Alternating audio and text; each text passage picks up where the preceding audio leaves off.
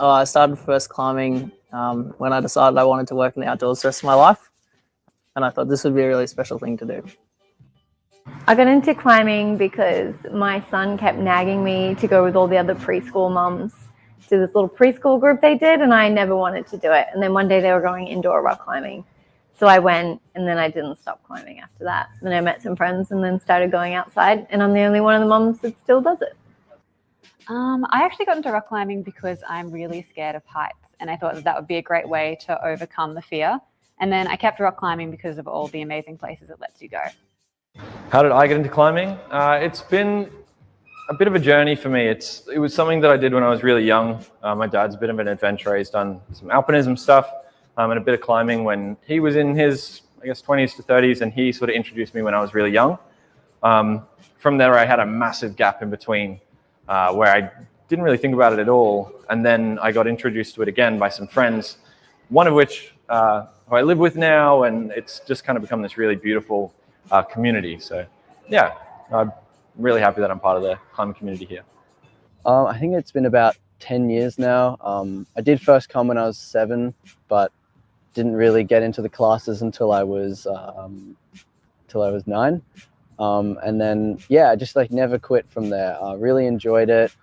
I slowly started phasing out other sports for climbing, and yeah, I just loved it. My dream destination is Tasmania. I really want to climb the totem pole. It's just very iconic. And when I first started climbing, there was a poster in the gym of Monique Forrester climbing the totem pole. And I just remember thinking that was the most like badass thing I'd ever seen, and I want to do it. I generally associate like the enjoyment that I have with climbing in a certain location with the people or the experience that I have. I think there are 2 places that spring to mind immediately. One is Upper Slider, just because it's so accessible and so beautiful. Like the climbing there's really nice. It's usually not super crowded, and it's always a beautiful view. And the second would probably be, I guess, probably Alpilla. Again, just because it's one of those places that you get there and you're like, wow, like somebody could have drawn this or like written it into a fairy tale. This beautiful piece of rock that's sticking up out of nowhere, surrounded by like incredible forest. So yeah, I'd say they're probably my top 2 picks. Yeah, dude. So really been training hard for this one. Been trying like lots of different training programs and lots of trial and error. And I think this one's really going well. I've put a lot of emphasis on strength that I haven't had in the past and what I clearly lack. And it's going well, I think. But yeah, I just got to have a good plan on the day, and I think it'll be a good comp. Yeah, I think so. It'll be my first competition, so I'm a little bit nervous because I've never tried it before, and most of my experience is outside, so we'll see how it goes, but I'm pretty excited for it. Boulderfest, oh, I'm excited. Like I'm frothing. My first time competing in Boulderfest.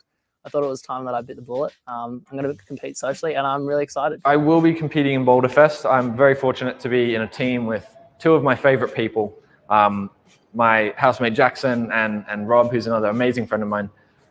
We've been climbing together for the last 3 years, and I'm super stoked that we're going to get to climb together. So it should be a good experience. Unfortunately, I'm not competing in Boulderfest this year. I've got a little bit of an injury that I'm nursing, and next year I'll be able to enter the Masters category. So once I rehab my injury, I'm just going to train like crazy, and I'm definitely going to be there to compete with some of the amazing women that are joining Masters category this year.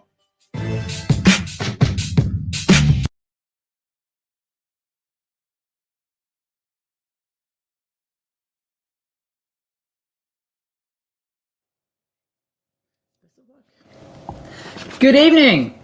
Welcome. We'd like to immediately start this tonight's broadcast with an acknowledgement of country. So we would like to start off by acknowledging the Turrbal and Yugara people of Myanjin as the traditional custodians of the land on which we're hosting this fantastic event. We acknowledge that sovereignty was never ceded, and we pay our respects to elders past and present. Good evening. Welcome to Boulderfest 2021, the live stream presented by K2. I'm Patrick Bander. My pronouns are he, him. I'm joined by Alistair Early. My pronouns are also he, him. Great to have you, everybody. And we're super psyched, a little bit nervous, but don't worry, we've got some courage to get us through. Lots of tasty Wayward beers, one of the fantastic sponsors for tonight's event. So thank you for tuning in. We're probably going through a wide mix of emotions at the moment. We're super excited. The event is going to be fantastic. We're super excited to have you guys joining us for the live stream.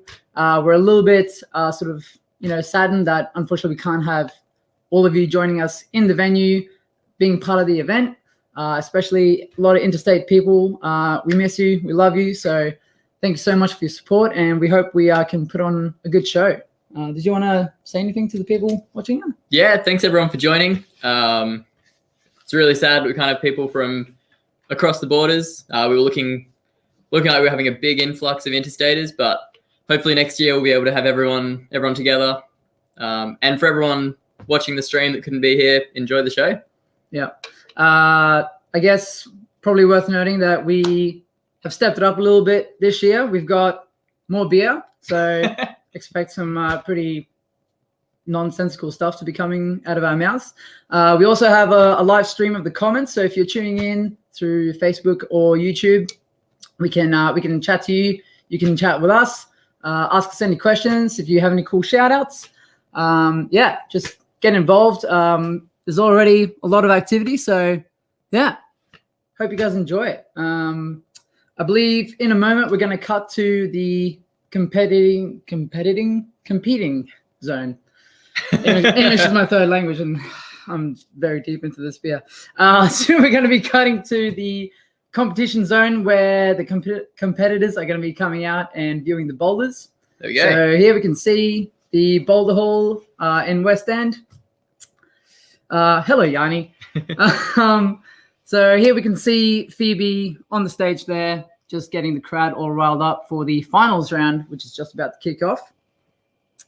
So Al, do you want to talk a little bit about what the sort of general vibe of the finals are going to be? I would love to. Yeah, so in a minute we'll see our competitors come out. All of our competitors tonight will be climbing 4 boulders. So they'll each climb the first boulder, then the second and the third in turn. They have 4 minutes per boulder. Okay, so 4 minutes to attempt the boulder as many times as they like. And we are running a 4+ format. So for those of you that have watched comps in the past few years, you might not know what this is. It changed. It means that at the end of the 4 minutes, if the competitors are on the wall, they can finish their last attempt. And in the past, we've had some really exciting moments in that 4+, people topping after the time. So hopefully some of that tonight. As the competitors progress through the boulder, there is a zone hold. We see our first competitors coming out now. Yeah, so we've got the competitors starting to come out now. Very exciting. I guess also probably worth noting that we have 3 categories competing in tonight's finals. So we have a male category, a female category, and a gender inclusive category, similar to what we had in our previous social competition, Boulder Guild. So once again, very excited. Pretty hectic spotlight there on Jesse Ruffini as he makes his way to the stage. Who else we got? We got Sam Bowman. So this is the end of our end of our males being presented by the looks of it. Yeah, I'm sure we'll get a bit of a better view of the competitors as they all stand on the stage. But we've actually got a list so we can go through it. So for the men who have just come out, we've got Matt Cochran, who's qualified in 6th place. We've got Sam Lavender, who's in 5th. Satoshi Ogawa, who's qualified in 4th. We've got Corey Batten returning to the final stage. Jesse Ruffini, and of course the People's Champ Sam Bowman, back to I guess reclaim his title. Yeah, retain the title or retain the title. Yeah, from 2019. So he's had 2 years to hold that bad boy. Hopefully he keeps it. For the women's category, who seems like we've got a bit of a frozen screen on at the moment. But the women's field is comprised of Flora Frosa in sixth place. We've got Elizabeth Kaskeli in 5th, Isabel Battle in 4th, Sarah Reynolds in 3rd, Jess Penner in 2nd, and Lucy Sterling coming out qualifying in 1st place currently. And for the gender inclusive category, we've got B. Maloney, Corey Wakefield, Claire Groom, Argo Thea Harris, Nick Rezi, and Melanie McAuliffe. So awesome list of competitors there. Very excited to see all 3 categories throw down on 4 pretty spectacular boulders set for each category. There we go. We've got all our competitors on the stage. So what are we up to? That's Corey, who's just come out there. Yeah, so that'll be our last. Oh, B. Oh, is it? So B would have just come out, and that's Corey there. And now we've got Claire Groom stepping up on the stage. Next up should be Argo Thea Harris.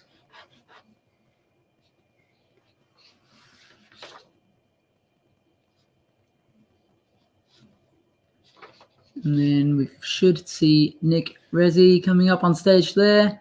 And then the last competitor coming up will be Melanie McAuliffe. And so what we'll see in a minute, now we've presented all our competitors, is they'll all go around in a group. They'll have 2 minutes to look at each of their boulders. And in that time, they'll discuss the beta. They'll try and work out what the method is for the climb. So you'll see, hopefully, a lot of conversation between the competitors. It's usually a really fun, a really friendly atmosphere during this viewing period.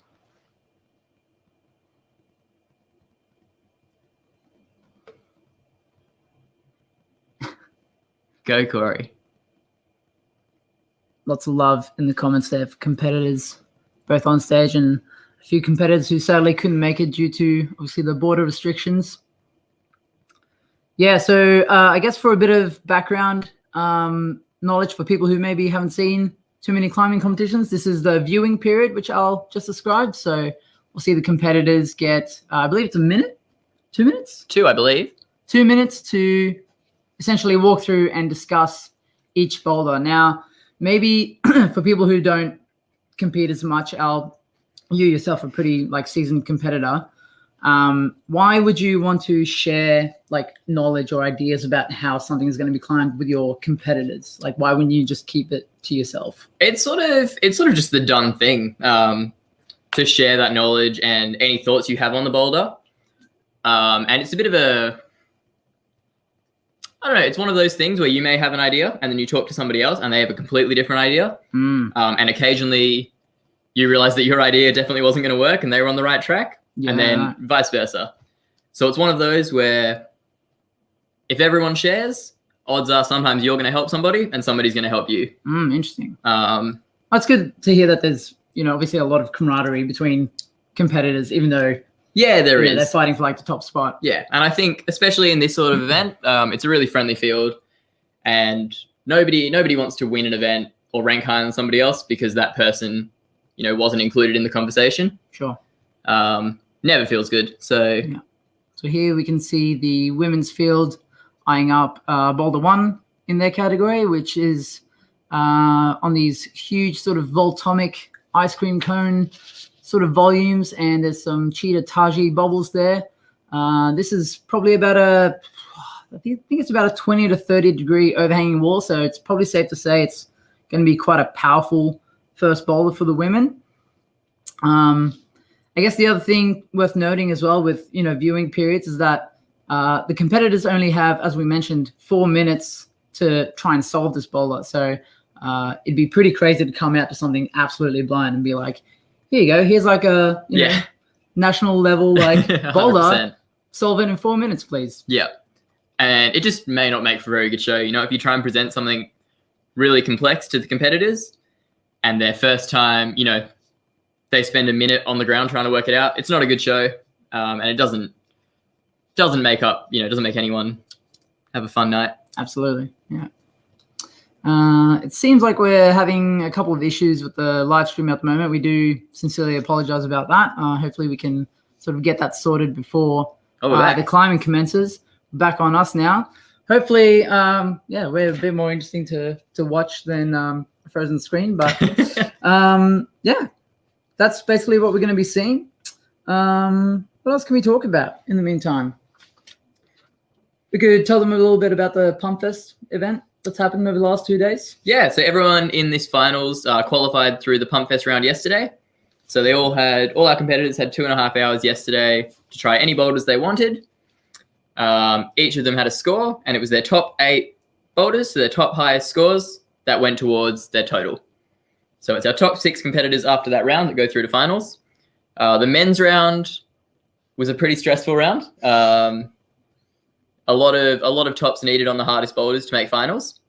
So we saw a lot of stress, a lot of skin loss.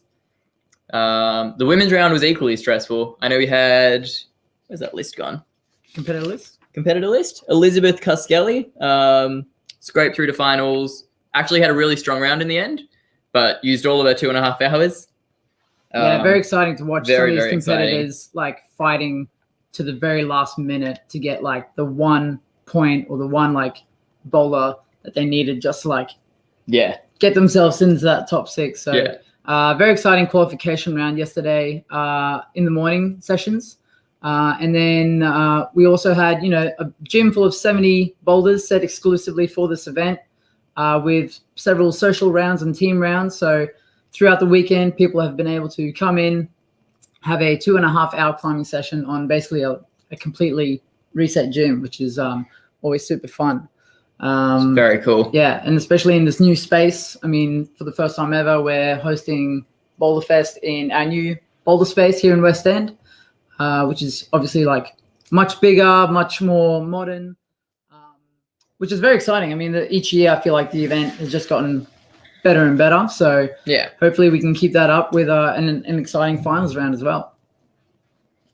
So here we can see so we're still in the viewing period here.